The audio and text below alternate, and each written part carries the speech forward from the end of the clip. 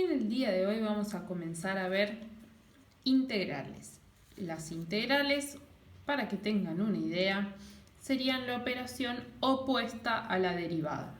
Es decir, una vez que tenemos la derivada, si queremos obtener la función original, el mecanismo que tenemos que aplicar es la integral. Vamos a leer lo que tenemos de explicación para ir comprendiendo cómo trabajar con ellas. Concepto de función primitiva. Dada una función cualquiera, f de x, definida en un intervalo cerrado AB, se llama función primitiva de f de x a otra función f mayúscula de x cuya derivada sea f de x en dicho intervalo. Es decir, que si la derivada de f mayúscula de x es igual a f de x para todo x del intervalo AB. Bueno, ¿qué quiso decir todo esto? Vamos con el ejemplo. Si yo tengo a la función seno de x es una función primitiva de f minúscula de x, que sería coseno de x, ya que la derivada del seno es coseno. Bien, repasemos. Nosotros sabemos que la derivada del seno es coseno. Por eso, cuando teníamos el apóstrofe, decíamos que esta era la derivada. Bien, a esta función a la que nosotros derivamos, la vamos a llamar función primitiva. Acá tenemos otro ejemplo. Tenemos a la función x al cuadrado sobre 2. Esta función es la función primitiva de x, porque si yo derivo a x al cuadrado sobre 2, fíjense, si derivo la x al cuadrado me queda 2x sobre el 2, se me cancela el 2 con el 2 y me queda la x. Así que vamos a llamar función primitiva a la que nosotros derivamos y me da la nueva función. Propiedad elemental de las funciones primitivas. Si f mayúscula de x es una primitiva de f de x y c una constante cualquiera, o sea, un número, la función f mayúscula de x más c es otra función primitiva de f de x. Esto pasa porque la derivada de una constante c cualquiera es 0 y porque la suma de las derivadas es la derivada de la suma.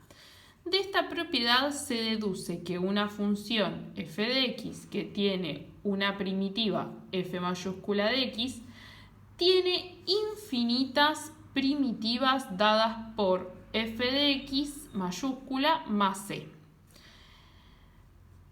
Vamos a llevar esto a un ejemplo. A ver, nos sabíamos que nosotros tenemos a la función coseno y que la primitiva de la función coseno es el seno. ¿Por qué? Porque si al seno lo derivamos, nos daba el coseno.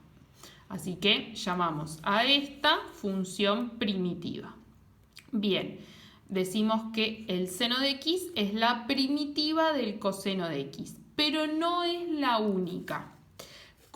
Ahora, gracias a esta propiedad, podemos decir que seno de x más 1 también es una primitiva de f de x, o el seno de x menos 2 también es una primitiva. ¿Por qué? Tomemos esta función, a seno de x más 1.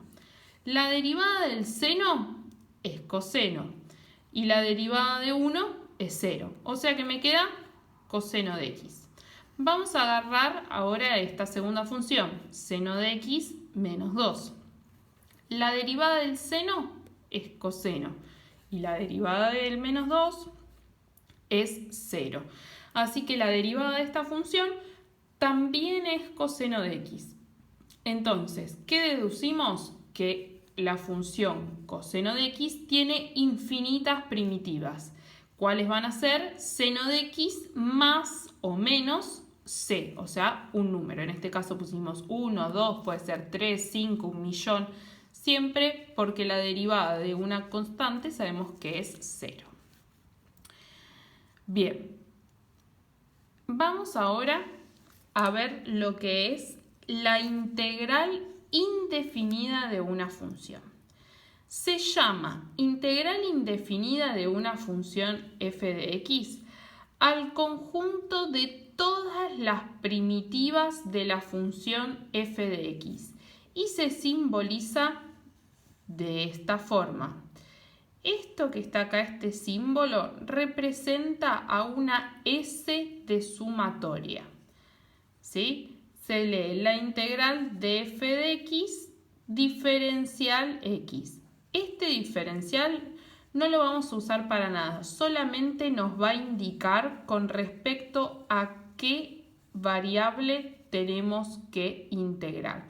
Nosotros por el momento siempre trabajamos con funciones con x, así que generalmente les va a aparecer este diferencial de x. Vamos con un ejemplo. Dice, por lo tanto, si f de x es primitiva de f de x, entonces la integral de f minúscula de x, diferencial x, es f mayúscula de x más c. Ejemplo, calculemos la integral de la función 1 sobre x. Como sabemos, la derivada de logaritmo de x vale 1 sobre x. Por eso, si nosotros queremos calcular la integral de 1 sobre x diferencial x, podemos decir que la integral es logaritmo de x más c. Más c, ¿por qué? Por esta propiedad que estuvimos acá, que es la propiedad fundamental de las integrales, que dice que hay infinitas funciones primitivas. Ahora vamos a hacer más ejemplos. Vamos a ver como teníamos la tabla de derivadas, también vamos a tener una tabla de integrales. Voy a empezar por esta. Dice, la integral de k es k por x más c. K va a ser un número solo, por ejemplo el número 3. Si ustedes tienen la integral de 3, va a ser 3x más c. ¿Sí? Recuerden que si ustedes tienen 3x y la quieren derivar, la derivada de 3x queda el 3 adelante y la derivada de x es 1. Entonces 3 por 1, 3, vuelven a tener esta que está acá. La integral de x a la m va a ser x a la m más 1 sobre m más 1. Por ejemplo, si tenemos la integral de x al cuadrado diferencial x, lo que tengo que hacer es poner x a la 2 más 1 sobre 2 más 1, o sea, x a la 3 sobre 3, más c, ¿no? Más c siempre porque el c indica que acá puede haber sumando o restando cualquier número y es una de las integrales, es una de las funciones primitivas. La integral de 1 sobre x va a ser logaritmo de x más c. La integral de a a la x es a a la x sobre el logaritmo del módulo de a más c. La integral de e a la x es e a la x más c. Sabemos que la derivada de a a la x es e a la x, es la misma, no se modifica, así que la integral se va a mantener. La integral del seno de x es menos coseno de x. La integral del coseno es seno de x. La integral de tangente de x es el menos logaritmo natural de coseno de x más c. La integral de 1 sobre coseno de x es tangente de x. Y acá vamos a ver una propiedad que dice que siempre que vos tengas la integral de la suma o resta de dos funciones, vas a poder hacer la integral de la primera función más o menos la integral de la segunda función, es decir, hacerlas por separado, como pasaba con las derivadas. Con las derivadas, siempre que teníamos sumando o restando distintas funciones, podíamos hacer la derivada de cada una. Distinto era con la multiplicación y la división, que cuando teníamos dos funciones multiplicando había que hacer toda una regla. En este caso va a pasar lo mismo, con la suma y la resta pueden hacer la integral de cada una. Vamos a ver un ejemplo, que lo vamos a hacer acá. Tengo, esperen, vamos a mirarlo de acá, vamos a usar este ejemplo, que dice la integral de 5x más 3 menos e a la x. Hay una integral que me olvidé de explicarles, que es la primera de todas, que dice que la integral de k por f de x es lo mismo que si sacamos el k para afuera, integramos solamente a la función. Esta integral es una integral muy parecida a la derivada. ¿Se acuerdan que con la derivada también pasaba que si ustedes tenían un número multiplicando a la función, el número lo podían dejar al costado y derivaban solo la función? En este caso pasaría lo mismo. Si ustedes tienen un número multiplicando una función, pueden dejar el número afuera y solamente integrar a la función. Así que bueno, vamos a hacer este ejemplo que tenemos acá. Queremos calcular la integral de esta función. Como ya vimos, como tiene sumas y restas, podemos ir calculando la integral de cada una. Es decir, la integral de 5x, diferencial x, más la integral de 3, diferencial x, menos la integral de e a la x, diferencial x. Separé cada una en una integral. Cada integral va con un diferencial de x. Fíjense, integral diferencial, integral diferencial, integral diferencial. Bien, entonces, en este caso tengo 5x. El 5 lo puedo sacar para fuera de la integral y solamente dejar la integral de x. En este caso tengo la integral de 3. Lo vamos a buscar en la tabla. La integral de un número es ese número por x más c. Entonces vamos a poner acá 3 por x más c, le vamos a poner un c1. ¿Por qué le vamos a poner c1? Ahora van a entender. Menos, y acá tengo que hacer la integral de e2, de e a la x. Busco en la tabla la integral de e a la x, la encuentro acá. La integral de e a la x es e a la x más c.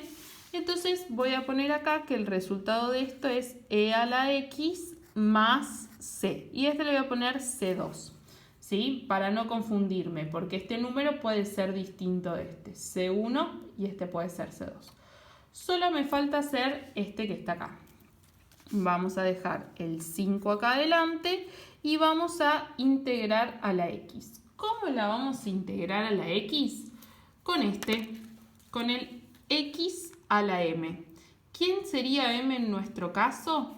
M sería 1. Yo acá tengo, recuerden, un 1 que no se ve. Entonces, ¿qué tengo que hacer? Tengo la integral de x a la m es x a la m más 1 sobre m más 1 más c.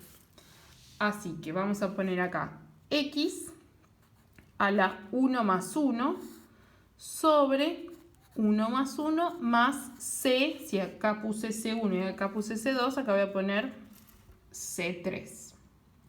El resto lo voy a poner igual. Más 3x más c1 menos e a la x más c2.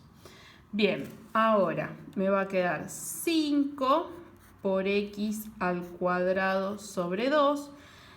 Voy a dejar estas c, las voy a juntar, o sea que ahora voy a poner el más 3x y acá voy a poner el menos e a la x. Y acá voy a poner un más c. Y voy a aclarar acá al costado que c va a ser el c3 más el c1 más el c2.